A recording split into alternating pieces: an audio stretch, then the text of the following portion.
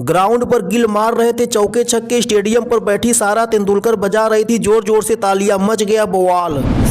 एक शेर तो दूसरा बब्बर शेर, दोनों ने मिलकर श्रीलंकाई गेंदबाजों की उड़ा डाली धज्जियां। अय्यर के लंबे लंबे छक्कों से कांप गया वानखेड़े स्टेडियम। मैच के बाद शुभमन गिल ने क्या कहा था जिसने युवराज सिंह की दिलाई याद, क्या वर्ल्ड कप जीतने का बन रहा संयोग। पहले ओवर की पहली ही गेंद पर रोहित शर्मा ने अपना तूफानी अंदाज दिखा दिया था, मगर अगली ही गेंद पर मधुशंका ने रोहित का स्टंप उड़ा दिया था। लोकल बॉय हिटमैन के आउट होते ही पूरे वानखेड़े के स्टेडियम में मातम छा गया था। मैच शुरू होते ही सभी दर्शक भावुक हो गए थे। दर्शकों ने सोचा था कि मुंबई में मैच है और रोहित शर्मा का यह होम ग्राउंड है, इस मैच में रोहित के बल्ले से लंबे लंबे छक्के देखने को मिलेंगे। मगर सभी की उम्मीदों पर पानी फेरते हुए रोहित दूसरी ही गेंद पर धोखा दे दिए थे। रोहित के आउट होते ही पत्नी रितिका सचदेव भी भावुक हो गई थी। 4 साल की रोहित की बेटी समायरा रोने लगी थी। बड़े भाई रोहित शर्मा के आउट होते ही शुभमन गिल क्रिकेट की 22 गज की पट्टी पर चट्टान बनकर खड़े हो गए थे।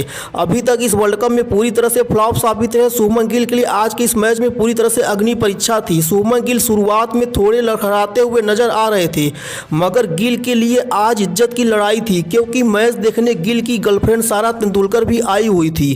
शुभमन गिल के हर एक चौके छक्के पर स्टेडियम पर बैठी सारा तेंदुलकर जोर जोर से तालियां बजाकर शुभमन गिल का हौसला बढ़ा रही थी। एक शेर तो दूसरा बब्बर शेर, किंग और प्रिंस की जोड़ी वानखेड़े के ऐतिहासिक मैदान पर तबाही मचा रहे थे।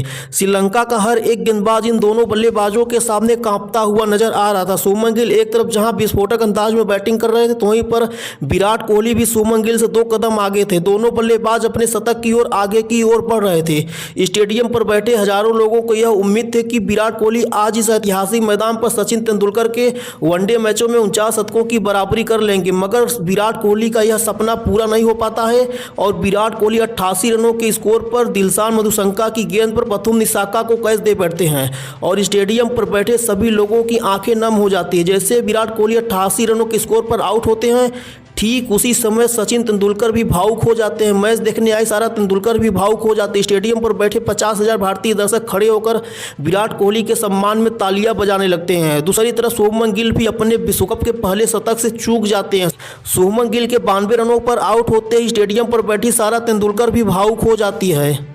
किंग और प्रिंस के आउट होते ही मैदान पर आते हैं श्रेयस अय्यर, वही श्रेयस अय्यर जिनका इंग्लैंड के खिलाफ मैच में काफ़ी ज़्यादा आलोचना हुई थी। पूरे हिंदुस्तान भर में श्रेयस अय्यर को एक फ्लॉप खिलाड़ी बताते हुए टीम इंडिया से ड्रॉप करने की मांगे उठने लगी थी। आज के इस मैच में श्रेयस अय्यर के लिए एक अग्नि परीक्षा की लड़ाई थी और श्रेयस अय्यर मैदान पर आते ही लंबे लंबे छक्के चौके जड़ना चालू कर देते हैं। श्रेयस अय्यर 106 मीटर का लंबा छक्का जड़ते हैं। स्टेडियम पर बैठे हजारों दर्शक श्रेयस अय्यर के सम्मान में तालियां बजाने लगते हैं। इस मैच में श्रेयस अय्यर भी शतक से चूक जाते हैं। हालांकि श्रेयस अय्यर ने अपने 82 रनों की विस्फोटक पारी में सिर्फ 56 गेंदों का सामना करते हैं। इस दौरान श्रेयस अय्यर के बल्ले से 6 लंबे लंबे छक्के भी देखने को मिलते हैं।